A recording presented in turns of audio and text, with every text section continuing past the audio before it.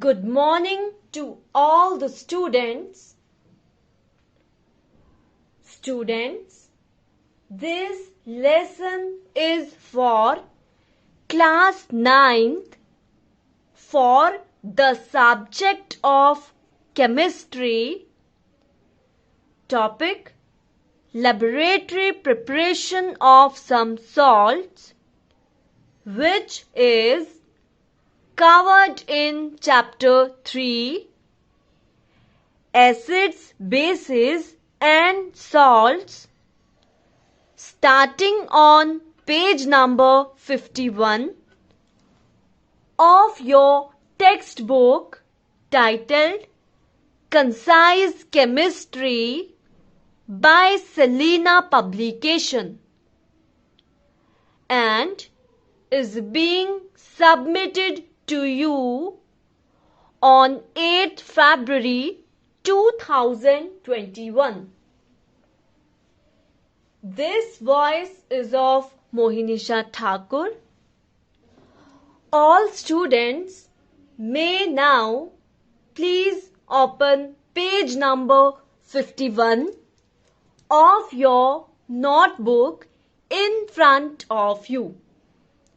If all students are ready, then let us start with this chapter. All students may now please listen carefully.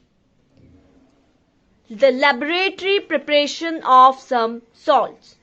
So number 1 salt is iron 3 chloride, which is FeCl3. For the preparation of this salt, first we have to know the method of preparation. So for this, the method of preparation is, it is synthesized by direct combination of elements. And for this preparation, the procedure, which is, you may observe by the figure 1, which is drawn on page number 2 of the notes sent on 8th February 2021. Students, now powdered iron is taken in a combustion tube. Dry chlorine gas obtained by the gas through concentrated sulfuric acid is passed through the combustion tube. The air inside the apparatus is expelled. As you can see over here in the figure, that the powdered iron is taken in the combustion tube and dry chlorine gas is obtained by passing the gas through concentrated sulfuric acid, is passed through the combustion tube, which is shown over here, and the air inside the apparatus is expelled. So here, when the iron turns red hot, since the reaction is exothermic, here the exothermic means in which the heat is evolved. Now external heating is suspended. So students, iron 3 chloride is formed with volatilizes and condenses in the receiver as brown scale. Now we will do the reaction for this preparation. So here, when we heated the iron with chlorine, it will produce ferric chloride. That iron 3 chloride is highly deliquescent, so it is kept dry with the help of fused calcium chloride, which is a drying agent. Students, note it that anhydrous FeCl3, here the anhydrous means in which the substances in which no water is present. So FeCl3 is in the dry form. It will not in the form of water. So anhydrous FeCl3 cannot be prepared by simply heating the hydrated ferric chloride, which is FeCl3.6H2O.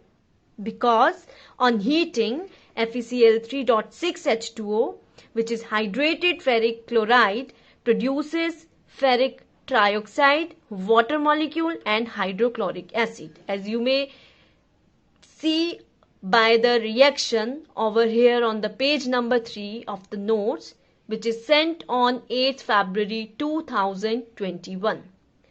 So, anhydrous iron 3 chloride is used as a catalyst in certain reactions. Now, we will do the second preparation of salt, which is a zinc sulfate and iron 2 sulfate. So, for methods of preparation for these are the displacement by the action of dilute acids, which is dilute H2SO4, or an active metal zinc or iron. For zinc sulfate, we use zinc, and for the preparation of iron sulfate, we use iron, right? So let us start with the first point of this preparation is for zinc sulfate, and it is also known as white vitriol. For this, the reaction would be that you can see over here, when the zinc react with the dilute sulfuric acid, it will produce zinc sulfate, which is a salt, and hydrogen gas will liberate. Then further zinc sulfate, when you will react with the 7 molecules of water, it will produce zinc sulfate dot 7H2O, which means it is known as the white vitriol. For this, the procedure would be, we will do the procedure in the stepwise manner. So step 1 is that take dilute sulfuric acid, which means 1 volume of acid and 5 volumes of water in a beaker and heat it on a wire gauze, right? Then add some granulated zinc pieces, a little at a time, with constant stirring. Now move on to step 2. Effervescence takes place because of liberation of hydrogen gas. Effervescence means bubbles, right? Then add zinc till the metal settles at the base of the beaker. When effervescence stops, it indicates that all the acid has been used up. Now move on to step 3. The excess of zinc is filtered off. And step 4, collect the solution in a china dish, evaporate the solution to get crystals, filter, wash them with water and dry them between the folds of a filter paper. Students, you may observe the preparation of zinc sulfate crystals from zinc and sulfuric acid by figure 3.4, which is drawn on page number 52 of your chemistry notebook. Now, the white needle shaped crystals are of hydrated zinc sulfate, commonly known as white vitriol. Now move on, the second part of the second preparation is iron 2 sulfate, or which is also known as green vitriol. So students, iron 2 sulfate is prepared by displacement, means action of acid on reactive metal. So students, you may observe here the reaction in which when you will react the iron with iron, which is an active metal, with sulfuric acid, it will form salt of that metal, which is iron sulfate, and the liberation of hydrogen gas take place, right? On further reacting the ferrous sulfate salt with 7 molecules of water, it will give FeSO4.7H2O, which is a green vitriol. Now what to do? Filter the hot solution formed and allow the filtrate to evaporate at room temperature. Pale green crystals of hydrated iron 2 sulfate are formed. Now move on the third salt, that is a lead chloride, which have the formula PbCl2, and calcium carbonate, which has the formula CaCO3. For this, the method of preparation is that the double decomposition, which means precipitation.